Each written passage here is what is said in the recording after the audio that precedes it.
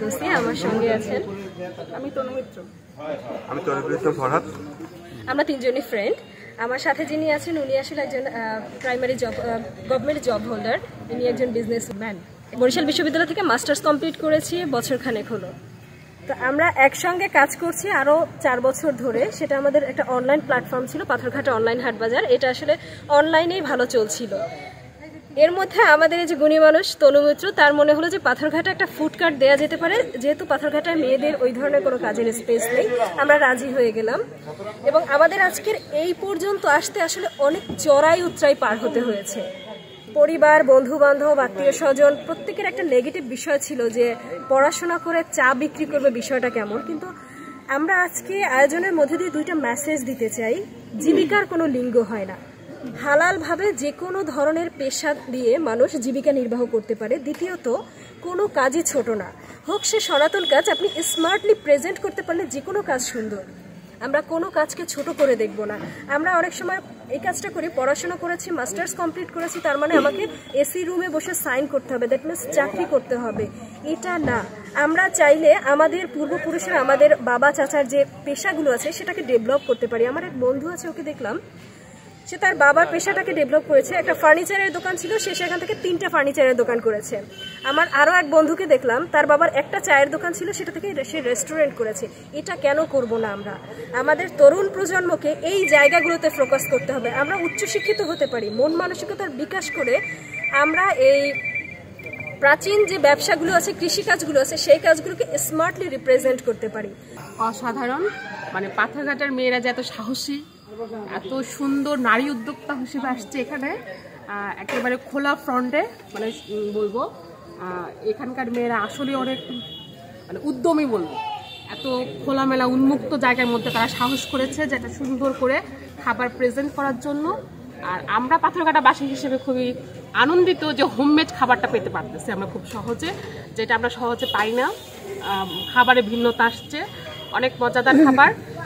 সবচেয়ে বেশি শুভকামনা সেই সব নারীদের যারা আজকে আমাদেরকে প্রথম একটা দিল, সুন্দর একটা সন্ধ্যা বলবো, সুন্দর একটা আয়োজন। এই আয়োজন অব্যাহত থাকে, মানে সবসময় থাকে। এমন হলো না যে 3 মাস করলাম তারপরে আবার বন্ধ হয়ে গেল। আমরা তো খুব সহজে খুব সুন্দরভাবে খাবারটাকে প্রেজেন্ট করতে পারে, সেই মেয়েদের জন্য বলবো যে আরও বেশি উদ্যোক্তা হিসেবে আসুক, আরও বেশি মানুষ জয়েন করুক, এই পাথরঘাটাকে আরও বেশি উন্নত করুক, খাবারে সমৃদ্ধ করুক। শুভকামনা সবার জন্য। পরিবেশনটা নিঃসন্দেহে ভালো ছিল, এটা নিয়ে আসলে দ্বিমত করার কোনো সুযোগ নেই। যারা এখানে উদ্যোক্তা হিসেবে কাজ করছেন তারা এই এলাকার একেবারেই পরিচিত উদ্যোক্তা এবং উপজেলা প্রশাসন সহ অন্যান্য জায়গায় যেই প্রোগ্রামগুলো চলে এই প্রত্যেকটা প্রোগ্রামেই তারা অংশীদার। আর এখানে তাদের যে স্টল দিয়েছে সেই স্টলটা অন্যান্য যে কোনো আশেপাশের, যদি আমরা রেস্টুরেন্টও বলি বা অন্যান্য খোলা কোনো খাবারের দোকানগুলোর কথাও বলি, এগুলোর মধ্যে এরকম আসলে এখন পর্যন্ত মনে হয় পাথরঘাটা এভাবে নেই। আর এদের যে কর্মকাণ্ড ইতিপূর্বে যেটা দেখেছি অনলাইন হাট বাজারে, বিশেষ করে যে এখানে দিনে রাত এটা কোনো সমস্যা নেই, যে কোনো সময় যে কোনো ধরনের খাবার আসলে পাওয়া যায়। এবং খাবারের রিভিউ দেখি ফেসবুকে, চমৎকার রিভিউ বাস্তবেও আমরা পেয়েছি, এর আগেও পেয়েছি, আজকেও পেলাম। আর আরেকটা হলো যে এখানে আমাদের এই পৌরসভায় আসলে আমরা এই রাস্তাগুলো যানজট মুক্ত করতে গিয়ে যে ফুচকার দোকানগুলো ছিল বা খোলামেলা যে স্টলগুলো ছিল, এই স্টলগুলোকে আমরা চেয়েছিলাম যে একটা জায়গায় নিয়ে আসার জন্য, যেন রাস্তায় ওদেরকে ভিড় না করতে হয়, গোলচত্বর বা অন্যান্য জায়গায় যেন তাদেরকে দাঁড়াতে না হয়, যার জন্য হলো তাদেরকে এই জায়গাটা দেওয়া হয়েছে। এবং এই জায়গায় এর আগেও যতগুলো স্টল ছিল তো তারাও ভালো করেছে। এবং সাম্প্রতিক সময়ে যে ফিলহাঙ্গি তারা যে এসেছে, আমার কাছে মনে হয় যে এই জায়গাটার জন্য সবচেয়ে বেশি নতুনত্বর যে বিষয়টি, এই নতুনত্বর বিষয়টি তারা নিয়ে আসতে পেরেছে। এবং পাবলিক সমাগম আশা করছি যে ডেফিনেটলি এটা দিনে দিনে বাড়বে। এখন তারা শেষ পর্যন্ত আসলে এটাতে সামাল দিতে পারবে কিনা আমি জানি না, তবে তাদের জন্য নিরন্তর শুভকামনা থাকবে সব সময়।